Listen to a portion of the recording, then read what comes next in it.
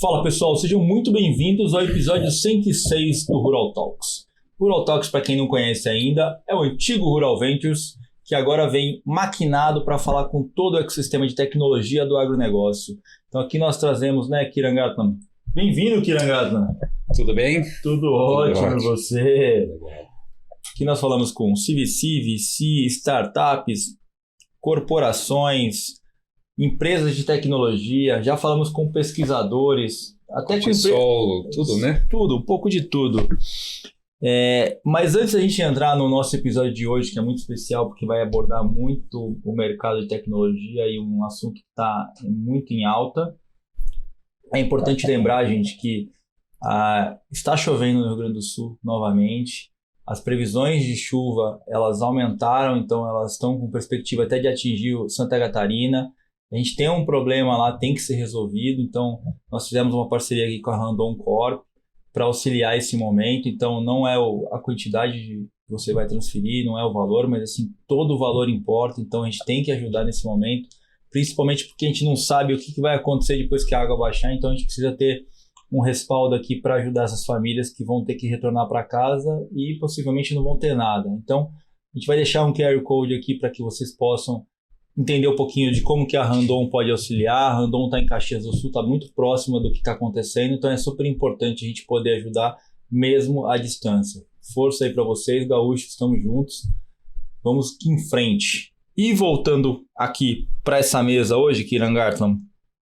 E falando nisso, essa semana é Climate Week, tem um evento hoje e amanhã, eu estava hoje no evento, é muito relevante, não só porque a gente hoje tem tecnologias, para tentar mitigar um pouco esse risco, essa volatilidade da clima e no agro, mas agora a gente consegue mensurar formas que você diminui esse impacto e tentar compensar o produtor, que faz bem. Então, tem conectar esses modelos de negócios para o impacto. Então, acho que esse é muito importante para os pequenos produtores. Sem tecnologia, se não é possível, porque o cara não é visível. Exatamente. Com tecnologia, você mostra e incentiva, melhores práticas. E tomara que melhore um pouco essa situação de clima.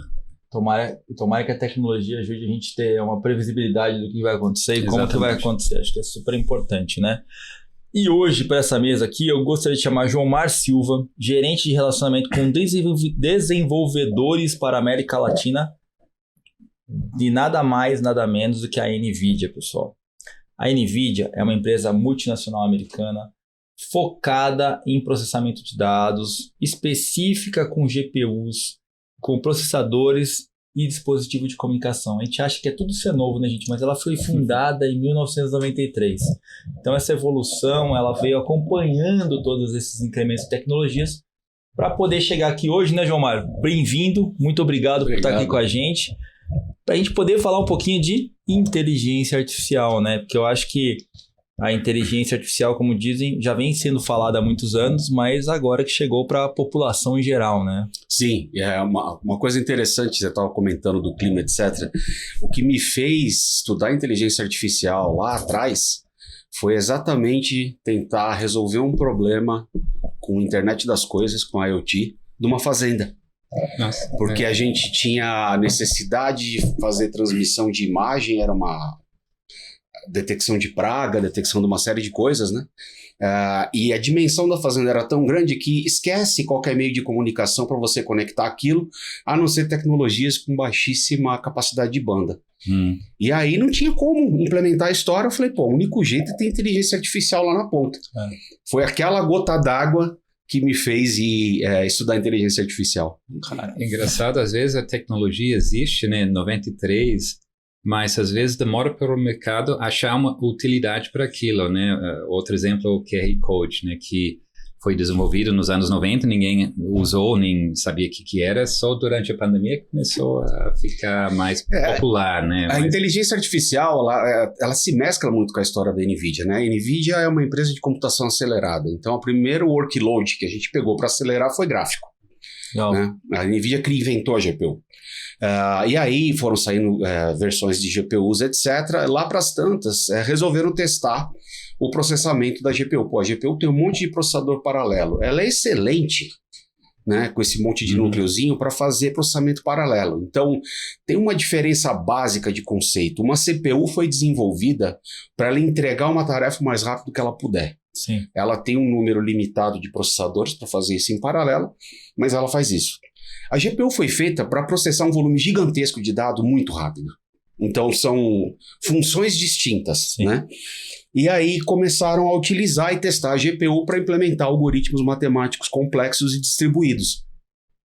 E foi a partir daí que a NVIDIA investiu na tecnologia do CUDA, né? Isso começou sendo utilizado pela indústria por pesquisadores. Então, na hora que a gente olha a visão computacional, que nasceu lá atrás, um dos pioneiros foi uma rede chamada AlexNet, né? O William, que é um dos fundadores da OpenAI, inclusive estava no projeto, foram um dos primeiros caras a usar a GPU para fazer Deep Learning, né? Só que imagina que isso naquela época lá ainda era coisa de universitário, de investigador, de pesquisador e tal. Ao longo desses últimos anos, né, quase 20 anos na história, o que a NVIDIA fez foi trazer essa tecnologia cada vez mais para o desenvolvedor comum, entre aspas. Então, assim, hoje não é ciência de foguete você trabalhar com inteligência artificial mais. Não precisa ser alguém com pós-doutorado vezes 18. Então, eu brinco com o pessoal, assim, estudante de ciência da computação de primeiro ano já conhece o suficiente para botar a GPU para fritar. Porque GPU feliz é GPU quentinha. Então, o meu trabalho é deixar a GPU quentinha. Legal, muito bom. E antes da gente entrar como que a NVIDIA se relaciona com todo esse mercado de tecnologia do agronegócio e quais são os programas que ela possui internamente, eu queria entender, você já até citou aqui do nosso amigo D'Amico, né, do José D'Amico, mas assim, eu queria entender quem é você, João Mário, até chegar aqui para estar toda essa bagagem de tecnologia, né, poder estar conversando com a gente sobre essa tecnologia que, vamos dizer assim, é a última tendência perto do que a gente tem olhado aqui para atualizar. E uma coisa que você comentou que a gente enxerga muito no nosso Dealflow, né, até para contextualizar, é que antigamente nós olhávamos para empresas que têm hardware dentro do Dealflow e isso tem um capex alto, a gente deixava de lado. Hoje, com o advento da inteligência artificial, é exatamente aquilo que você falou. Ele vai processar aquela imagem lá na ponta e já vai me trazer o resultado. Então, a nossa visão, a visão do Venture Capital mudou com relação a esse mercado, porque o processamento vai ser feito lá na ponta e o resultado vai ser fluido, né? O resultado vai chegar na mão de quem precisa tomar a decisão mais facilmente. E aí, vindo para isso, a gente queria entender como que você chegou aqui, João Mário. Olha, eu sou engenheiro eletrônico. Legal. Mas trabalhei com software a vida inteira. Eu fiz um curso que já não existe mais no Brasil, mas eu aprendi a pegar a areia da praia e transformar num computador inteiro. Tudo. Projetar silício, projetar... Caramba. Foi bem nerd no último, assim. E lá pras tantas eu olhei e falei, pô, não tem mercado para isso no Brasil. Eu programo desde 8 anos de idade. E aí eu falei, eu vou me divertir com software, é o que dá para fazer com esse conhecimento que eu tenho. Então, no início da minha carreira eu trabalhei muito com software muito ligado a hardware, principalmente driver, desenvolvimento de driver, que é um negócio bem baixo nível. Eu trabalhei com uma série de outras tecnologias e lá por volta de 2002 eu comecei a me envolver com comunidades de desenvolvedor de software, na época com a comunidade de software livre e open source, primeiro no Brasil, depois com a comunidade global. Na época chamava a gente de louco. Hoje o open source domina toda a indústria de software, né? Mas assim, eu fui daqueles que tinha que explicar para os caras que aquilo não era comunismo de software, porque era essa a ideia, né? Então eu tava lá e a partir daí esse trabalho de comunidade acabou me abrindo muita porta dentro do mundo da tecnologia, no mundo todo. Eu trabalhei 8 anos na Intel. Na Intel eu cuidava de trazer todas as novas tecnologias da Intel para o Brasil, e uma delas que eu trouxe foi exatamente as tecnologias de internet das coisas, de IoT. E foi aí que aconteceu essa luz no fim do túnel, né? Que foi exatamente a necessidade de você processar uma quantidade de informação muito rápido e você ter um meio de comunicação muito, com uma banda, né, muito baixa. Então você tem que mastigar o máximo que você puder o dado, ao mesmo tempo que a câmera se tornou um sensor universal. Então hoje, através de visão computacional e uma câmera, você consegue extrair dado de imagem que a gente não imaginava que ia ser possível 10 anos atrás, né? E foi aí que eu enveredei para estudar a inteligência artificial. Acabei passando por uma startup já há muitos anos. Eu faço mentoria sobre relacionamento com desenvolvedores, ajudo as pessoas que querem se formar. Então eu fui convidado pela ZUP para criar a área de relacionamento com desenvolvedores e depois o OpenSource juntou lá dentro, fiquei responsável por tudo. Só que aí, cara, você trabalhar numa empresa que faz silício é você olhar o mundo da tecnologia do alto da montanha mais alta. Dali você vê tudo. Dali você consegue ver o que estão bolando de tecnologia para os próximos meses, você consegue olhar aquilo e falar, putz, isso vai ter um impacto disruptivo nessa indústria, ou isso vai permitir esse monte de coisa que a gente sempre falou e nunca pôde fazer. E eu senti muita falta disso, né? Foi aí que começou a conversa com a NVIDIA e acabei. Estou há 2 anos e meio trabalhando na NVIDIA e muito contente, porque na NVIDIA eu posso fazer um trabalho que eu tentei fazer minha vida inteira e nunca, entre aspas, me deixaram. Quero exatamente me relacionar com startups, ajudar startups da América Latina a inovar com inteligência artificial. É isso, tem uma pegada muito legal, porque não é uma pegada só de... Você está transferindo conhecimento, né? Exato. Você tá repassando conhecimento e o conhecimento está gerando novas tecnologias. E isso é um negócio muito engraçado, porque pra gente, NVIDIA, pouco importa onde a GPU está. Se está debaixo da tua mesa, se você comprou do A, do B, do C, se está no provedor de cloud XYZ. Nossa preocupação é que os desenvolvedores façam o melhor uso possível da GPU. Principalmente para startup, isso é a diferença entre sucesso e quebrar. Sim.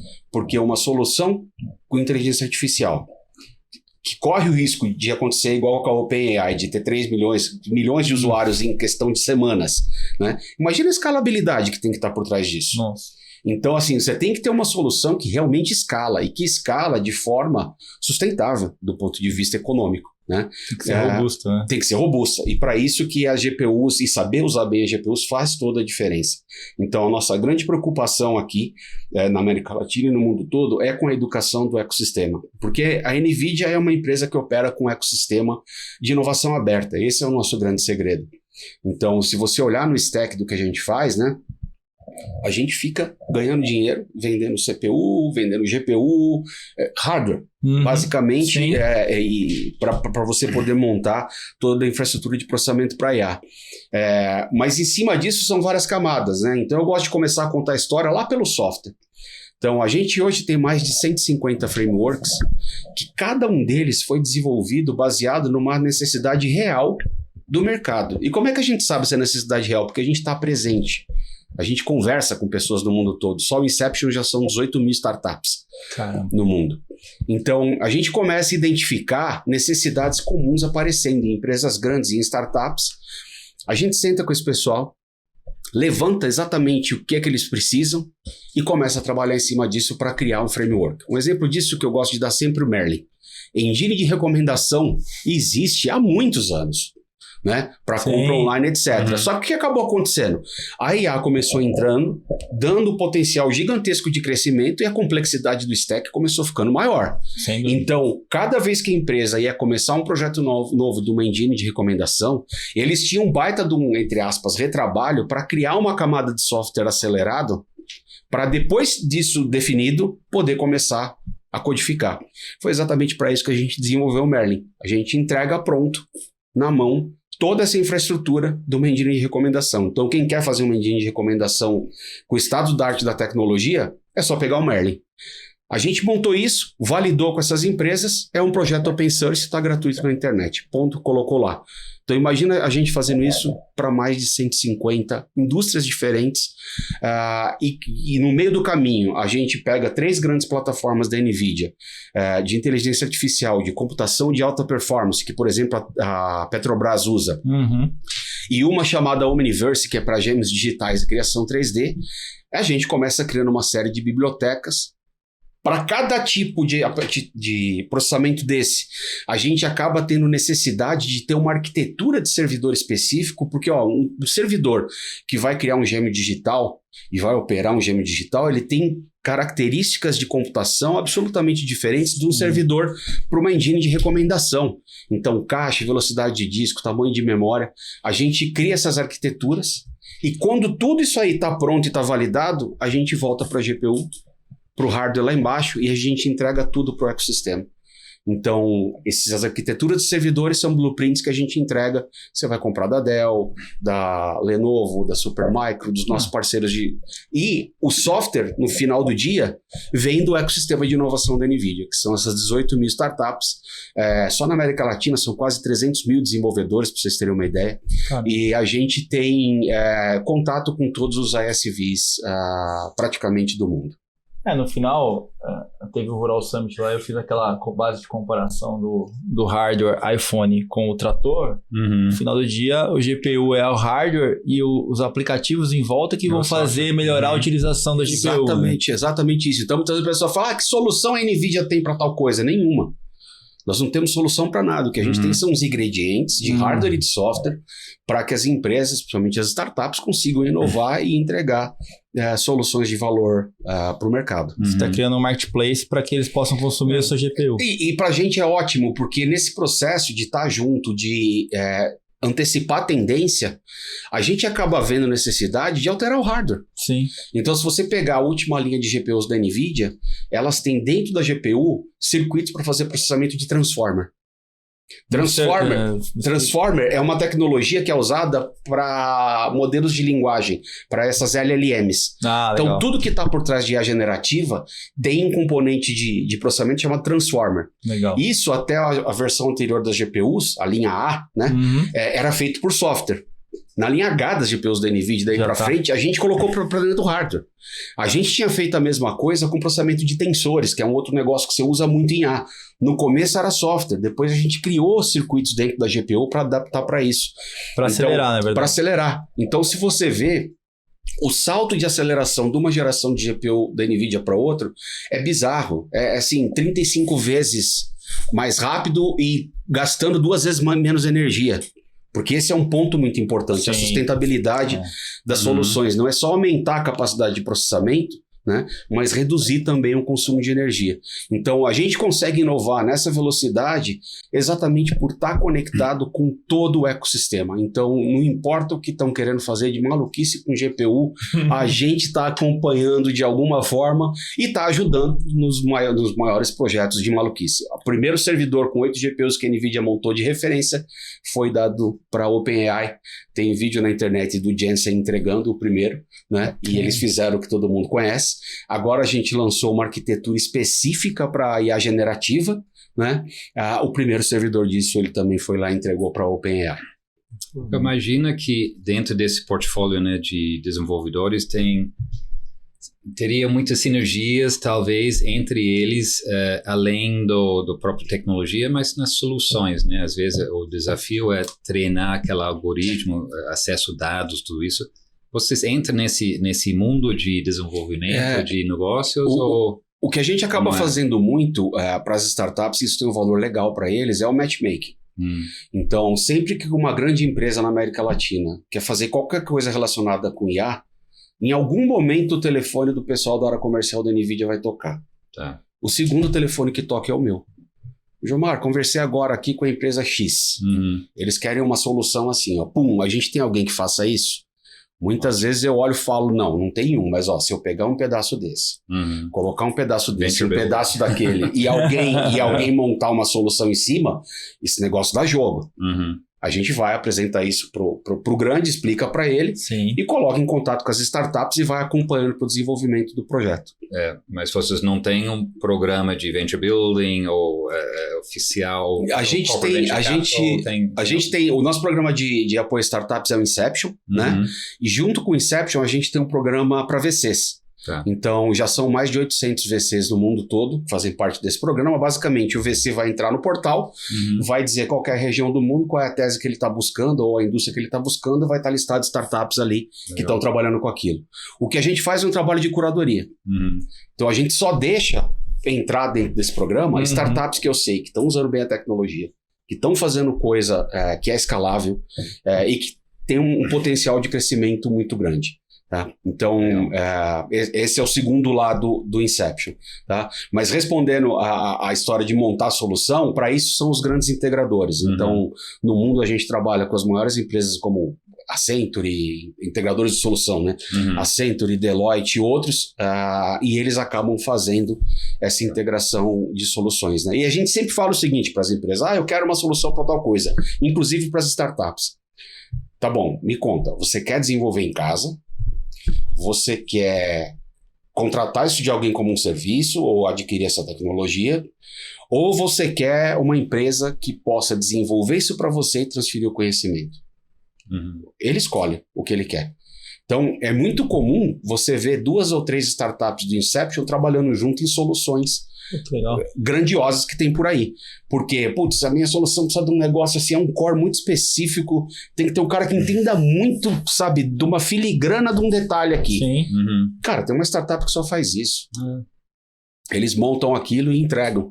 Sim. Então, essa integração dentro do ecossistema, né, é que acaba sendo muito interessante. É um Lego, né? É um Lego. É um Lego. O que a gente vê, é muito comum ver, o startup ele tem uma solução que seria um feature, né, mas não é um produto ou não é um oferta total, então juntando todos esses aí... E agora está começando a acontecer bastante, até por conta da IA generativa, né? Hoje, visão computacional está se integrando com o processamento de linguagem natural, então não basta você ter um sistema de vídeo que te alerta quando coisas acontecem, mas você senta na frente do sistema e fala, cara, por exemplo, quantas vacas passaram pelo coxo hoje, né? Quantas estavam acima do peso? Quantas estavam abaixo do peso? Você vai conversar com a IA que está lá do outro lado. Então, esse tipo de integração, ele começa a trazer 2 tipos de conhecimento distintos. A galera começa se conversando e daqui a pouco tem coisa maluca acontecendo. Um agrônomo, tudo um ajudante, alguém que está fazendo esse trabalho manualmente, né? A IA chegou num ponto que é muito interessante. E foi legal porque eu vi essa transição dentro da NVIDIA. Quando eu entrei na NVIDIA, a maior parte das startups que entravam para o Inception, elas se apresentavam como eu sou uma startup de IA.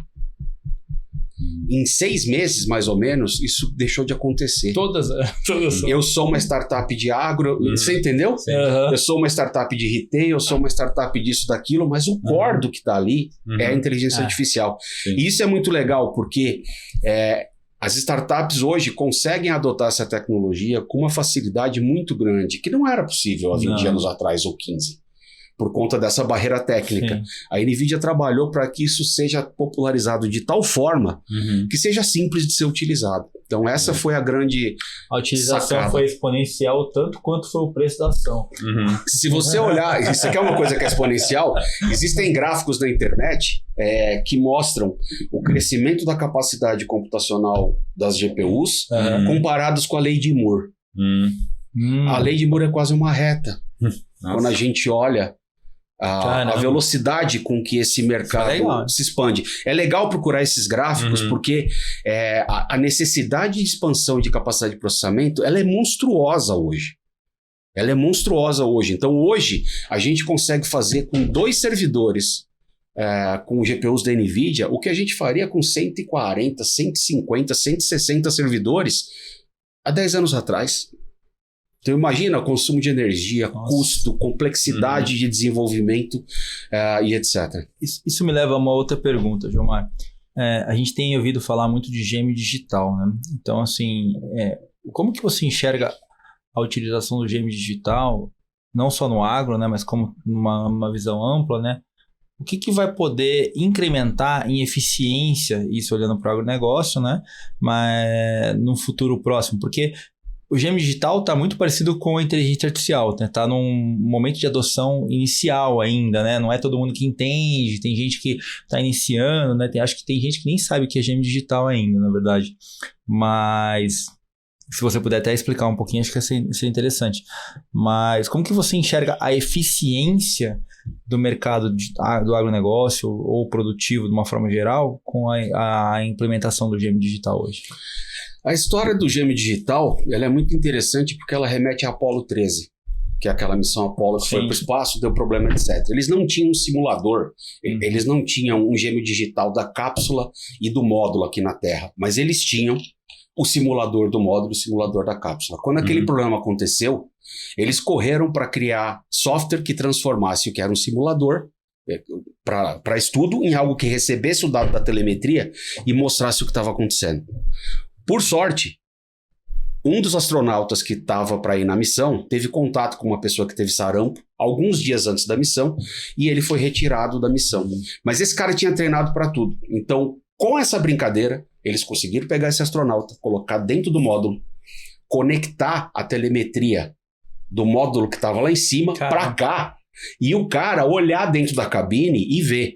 Qual foi o grande problema que eles tiveram? Essa história, eu adoro ela. Eles só tinham que dar um reboot no computador. Era só isso. Só que foi um computador que foi feito para ser ligado quando sai da Terra e desligado quando volta. Então, esse processo de boot não era tão simples, porque não era um computador só, era um monte de coisa. Então, tinha que ter toda uma sequência, enfim. Mas isso alertou da importância de você ter uma cópia digital de qualquer coisa que você vai fazer físico. E isso passou a ser prática, principalmente no projeto espacial, e hoje isso é realidade por conta da computação. Tá? Então, basicamente, o conceito de gêmeo digital é: eu tenho uma coisa digital que ela é um gêmeo perfeito de algo físico. A parte legal é que a coisa digital pode acontecer e existir antes da coisa física. Porque protótipo, né? Aí eu vou conseguir depurar isso perfeitamente. Hoje eu tenho simulação de física, eu tenho todos os recursos computacionais para poder fazer isso. A BMW tem uma fábrica pronta e operacional dentro de um gêmeo digital já há 1 ano e meio, 2 anos, e eles começaram a capinar o mato para construir a fábrica agora em janeiro. Mas ela já está pronta, ela já está testada, todos os fornecedores já testaram os robôs que vão estar lá dentro, todo mundo de engenharia de processo, de logística já sabe o que fazer, e o mais legal, os robôs que vão andar pela fábrica já estão sendo treinados dentro da fábrica virtual.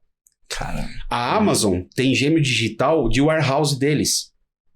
Eles usam para fazer treinamento de robô, eles usam para fazer treinamento de visão computacional. Imagina o seguinte, a Amazon, Pepsi, com essas empresas de distribuição. Cada vez que alguém troca uma lata de refrigerante, a Coca-Cola resolve botar o Ronaldinho Gaúcho na lata. A visão computacional talvez não reconheça mais a lata. Então ela tem que aprender que aquela imagem com o Ronaldinho, com aquela cor, também é lata. Isso demanda gerar um monte de foto, retreinar a inteligência artificial e botar isso para rodar na máquina, por exemplo, que está fazendo separação de lata para saber qual vai para que lugar. Tá? Quando a gente tem o gêmeo digital, a gente consegue fazer isso muito rápido, com muita agilidade. E você ainda consegue, depois que você constrói a coisa física, você consegue monitorar ela através do gêmeo digital. Tá? E fazer simulações. Então nós criamos essa tecnologia do Omniverse para resolver muito problema interno nosso. Um deles era treinar carro autônomo. É caríssimo treinar carro autônomo, porque você precisa colocar um conjunto de HDs no carro, um conjunto de câmera, alguém sai andando 8 horas por dia, chega à noite, você tem que tirar os discos rígidos. Na época que eu acompanhei um projeto desse na Alemanha, passava a noite para o dado do disco ir para um servidor, para no dia seguinte processar e o piloto já estava na rua de novo. Então imagina o custo. Hoje a gente tem cidades virtuais. São gêmeos digitais de cidades reais. A gente treina os carros lá dentro e lá dentro você é Deus. Você faz chover, você gera acidente, você joga a pessoa na frente de carro. Você pode fazer qualquer simulação absurda que no mundo real seria impossível. E o mais legal, a gente perde eu diria, a limitação do tempo.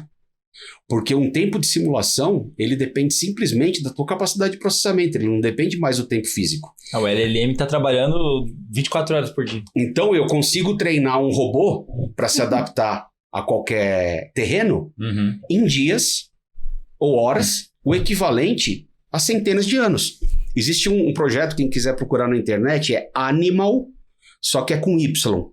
Animal é do Instituto de Zurich, na Alemanha, feito em parceria com a NVIDIA. Eles ensinam robôs a andar usando isso. E tem um dos projetos lá que foi exatamente isso que foi feito. Eles criaram um ambiente virtual para o robô aprender a se adaptar sozinho. E aí eles conseguiram treinar milhares de robôs em paralelo, simulando milhares de terrenos, em questão de horas. Aquela IA foi transferida para o robô físico, você põe ele em qualquer lugar, o robozinho sai andando sozinho, ele sabe se adaptar. Então isso não é mais ficção científica, e o gêmeo digital ele é fundamental para isso, para fazer essa simulação. A gente consegue dentro do gêmeo digital ter humano digital. Eu consigo pegar o comportamento humano, criar o humano digital e jogar ele dentro do gêmeo digital. Então ele vai se movimentar do mesmo jeito que o humano normal se movimentaria, por exemplo, com dado estatístico de por onde ele passa dentro de uma loja.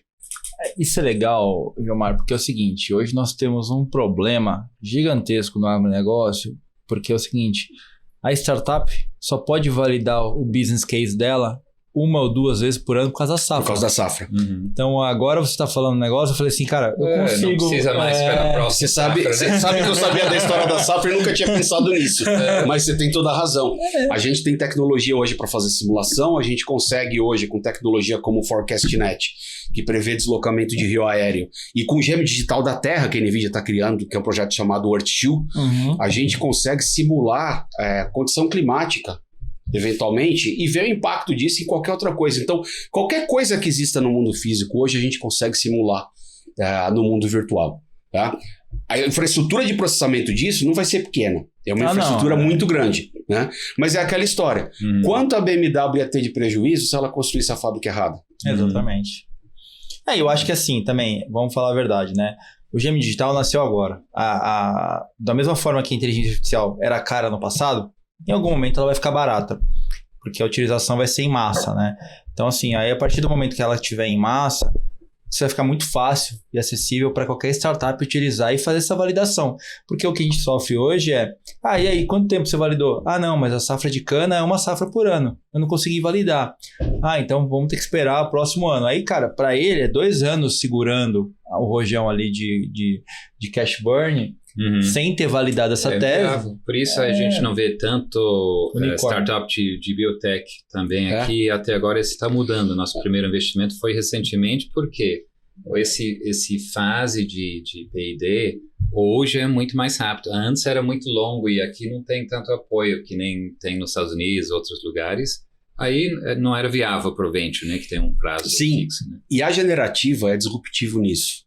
As pessoas tendem a associar a IA generativa com ChatGPT, com criação de imagem, vídeo, etc. E a generativa é simplesmente o seguinte. É uma IA que ela conhece tão bem um determinado volume de dados que ela é capaz de gerar novos dados que seguem o padrão que está lá. É isso. Ela vai derivando. Então, hoje, se usa IA generativa para geração de dado sintético. Ou seja, eu tenho aqui um banco de dados, por exemplo, de dado que eu captei lá de crescimento trials, né? de trigo ou de soja nos últimos 20 anos. Né?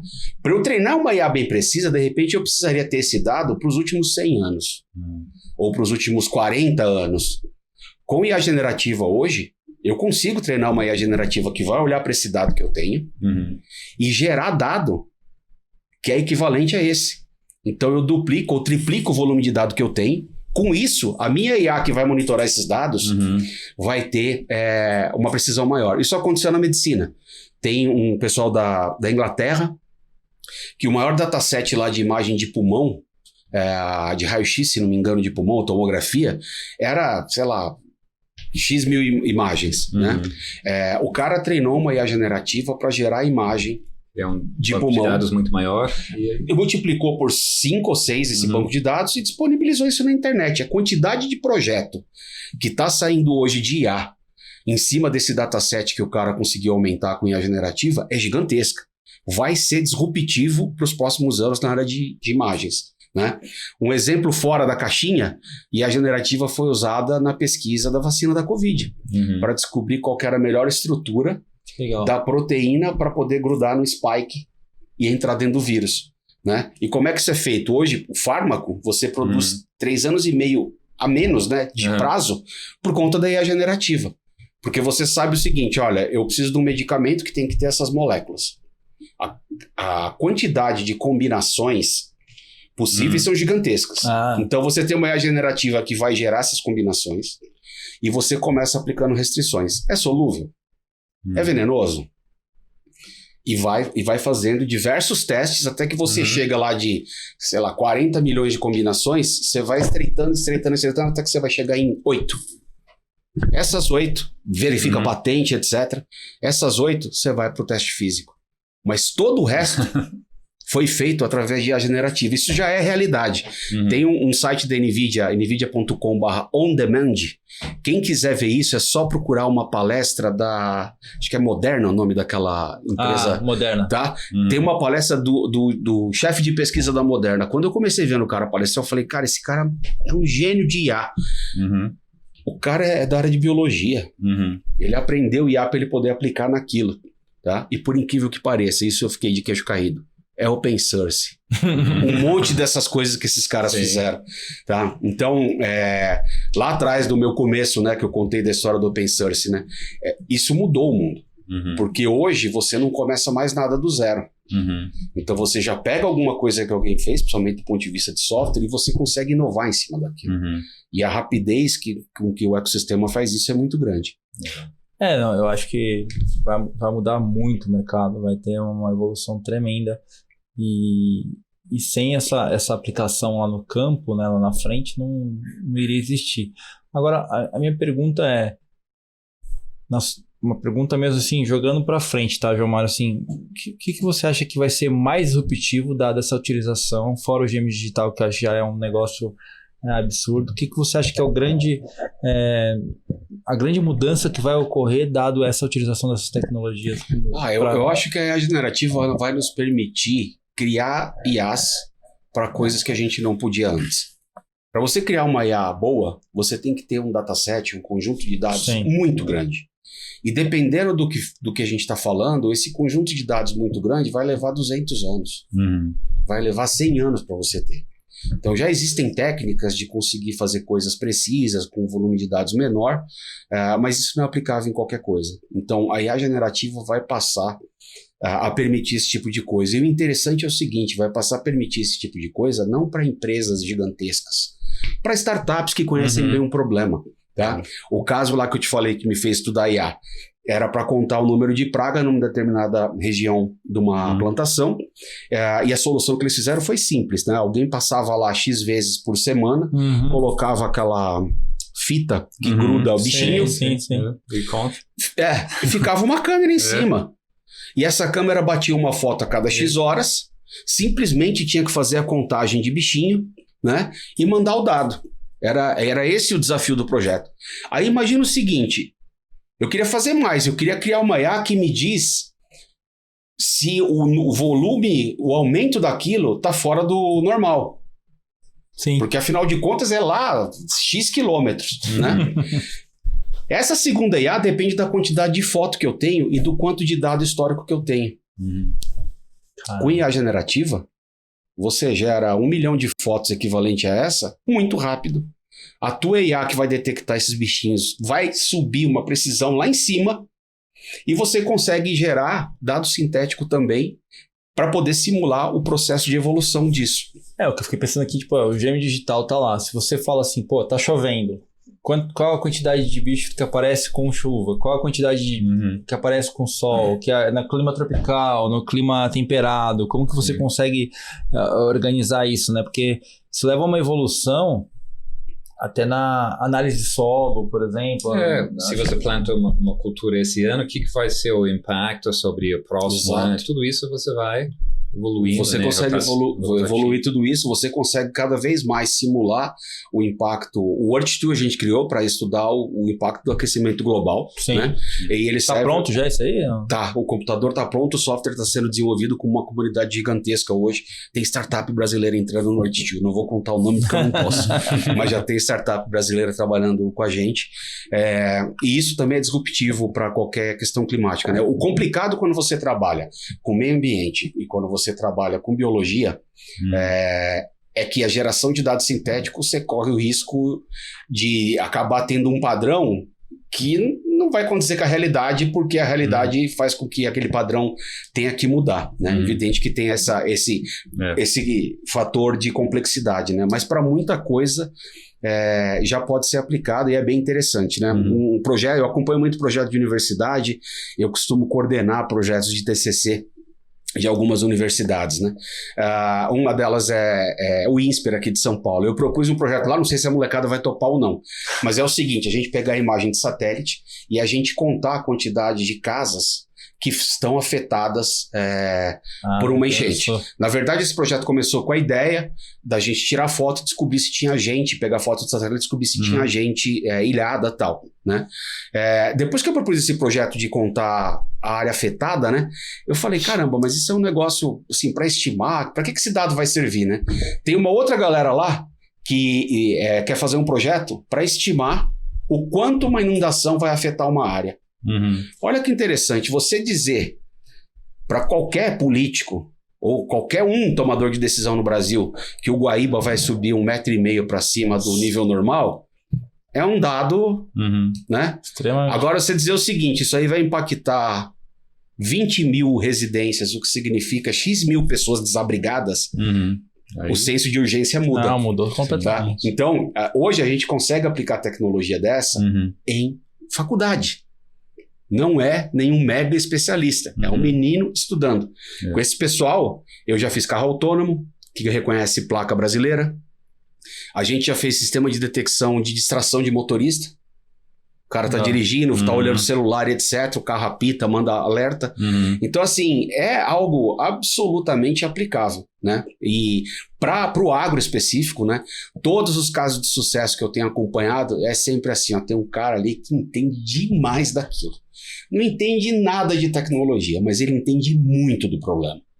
E aí você pega alguém que tem de tecnologia, o resto é história. É o que você falou, né? IA é para todo mundo agora, né? Exato. Então, assim, não tem mais aquela segregação, né? Tipo, o cara tem que ser muito... Não, essa história da imagem de satélite, a NVIDIA tem um curso gratuito, nvidia.com/training. Quem for lá na área de Deep Learning vai ver um curso gratuito que é de detecção de catástrofe, de enchente. Esse curso foi feito com a ONU, principalmente porque em muito país que não tem tanto recurso físico e dinheiro, etc., eu não sabia disso, mas tem imagem de satélite de graça do mundo inteiro, num monte de repositório. Tem um monte de biblioteca da NVIDIA que você usa para processar isso, você consegue fazer esse processamento, de repente, usando uma placa de videogame, uma placa gamer. Entendeu? E, pô, será que não tem 3 caras com uma 4090 moscando em algum lugar da África para prever que vai dar uma enchente gigantesca naquele rio? Então a gente fez o treinamento todo gratuito por conta disso, né? Quem quiser, aliás, é só ir lá fazer o treinamento. Eu fiz o treinamento todo e tal, mas eu fiquei maluco explorando as fotos de satélite. Eu não tinha ideia de que a gente tinha essa quantidade de imagem com essa qualidade disponível de graça num monte de repositório. Deixa eu perguntar uma coisa que me preocupa aqui. Eu tenho 2 filhos pequenos, eu preciso entender. Eu tenho essa ânsia de querer entender como que o ser humano vai se relacionar com a inteligência artificial lá na frente. Porque eu tenho amigos que têm filhos mais 9, 10 anos e falam assim, cara, eu fico treinando meu filho como se fosse um prompt para falar com a inteligência artificial. Como que você enxerga que vai ser essa relação entre o ser humano e a inteligência artificial lá na frente? O Jensen uma vez deu uma definição de inteligência artificial que eu adorei. Inteligência artificial é toda a tecnologia que torna o ser humano mais produtivo. Essa é a visão. Então, vai aumentar a nossa produtividade. Toda vez que alguém me pergunta o que você está perguntando, eu sou velho o suficiente, né, para não ter internet. Eu vi a internet nascer. Eu também. Certo?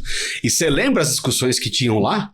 Pô, as pessoas não vão mais se ver, as pessoas não vão mais se falar, e etc e tal, e vai romper, etc. O que aconteceu foi que a gente foi tendo uma geração que nasceu com aquilo nativo e é uma geração de nativo digital. Sim. Então, a geração da minha filha, por exemplo, que está com 21 anos, é uma geração já de nativo digital na internet. Para minha filha, a internet é mais um meio de comunicação do que qualquer outra coisa. Diferente do que foi pra gente, né? Pra gente a internet, vai mudar tudo. Não, vai mudar o quê? Já tem. É a mesma coisa, a gente com telefone fixo quando era criança. Quando falaram do TV colorida, eram umas coisas... a gente vai ver os Você olhava o pessoal falando... Você já é mais velho, hein? A TV... Não, cara, para meus pais, né? Quando eu era criança, tinha TV branca e preta em casa. Eu lembro quando chegou a primeira TV colorida. Sim, foi uau! Né? E assim, essa galerinha, ela vai... nascendo nativa nessas tecnologias. Então, a interação deles com o IA vai ser natural e vai ser algo que a gente não consegue desenhar. O que eu falo para todo mundo é o seguinte, eu tenho minha filha de 21 anos, eu tenho um moleque de 13. Eu adoro olhar o que o meu moleque faz e o que os amigos deles fazem no dia a dia. Porque esses caras vão ser os consumidores de amanhã. Sim. Esses caras vão ser os engenheiros de amanhã, os desenvolvedores de amanhã. Então, o que salvou a sanidade mental desses moleques durante a pandemia, foi videogame. Imagina aquela história de não pode ficar X horas no videogame, não pode jogar online. Se não fosse videogame jogar online, esses moleques tinham ficado doidos. É verdade. Porque trancado dentro de casa o tempo que ficaram, eles entravam dentro de Fortnite, de Roblox, de Minecraft, e eu ficava olhando eles começavam jogando, passa um pouco, eles estavam brincando. Criando brincadeira, brincando de pega-pega, inventando coisa que eles fariam no mundo físico lá dentro. E a molecada se mijando de dar risada. Várias vezes eu entrava, quando eles estavam fazendo essas bagunças, entrava no meio, ia jogar Fortnite, então os amigos dele até hoje adoram, quem vai tomar conta do tio? Eu já tenho que ir, o molecado tá mais velho, né? Eu já entro e falo aquele monte de salmo bonito pra todo mundo, né? Mas assim, a tecnologia salvou eles, né? E aí... a minha preocupação quando a pandemia foi acabando, eu falei, caramba, esses moleques vão ficar no videogame o tempo inteiro. Ficaram nada. Voltaram pra vida, voltaram pra escola, voltaram a ser criança, eles ainda jogam juntos. Sim. Mas é aquela coisa esporádica que eles fazem, que eles se divertem. Então, a história da interatividade online de metaverso, dessa volta inteira, pra explicar isso. Meu filho estava assistindo um show dentro do Fortnite no meio da pandemia. Eu falei, você tá de brincadeira. Eu acabei entrando dentro do show assistindo com ele, de um outro console que eu tenho, e tinha 4 ou 5 amigos dele, e a gente sentado do lado num parque assistindo um show num telão. Aquele treco foi louco, né? Eu tenho VR, eu uso VR desde 2016, sou bem entusiasta disso. Já fiz isso em VR, fazendo live com um amigo. Também durante a pandemia, a gente em 3, assim, igual a gente tá aqui, com uma pessoa num telão. Assistir filme com um amigo usando VR. Sim. Então, assim, pra mim, é um negócio do outro mundo. Pro meu filho... nada. Qual a diferença disso pro Fortnite? Ficou óculos aqui, vai pesar meu rosto. Entendeu? Então, assim, essas gerações, né, elas já vão sendo nativas, né? Meu moleque era pequenininho, essa história é engraçada. Já tinha smartphone e tal, né? E aí... nem lembro porque lá eu acabei usando um feature phone. Eu queria ter um segundo telefone, e era um telefonezinho básico, né? E ele devia ter 1 aninho, nem lembro a idade, mas era muito pequenininho. Eu tava deitado no sofá e o telefone tava no meu bolso. Eu tirei o telefone e botei no meu peito, né?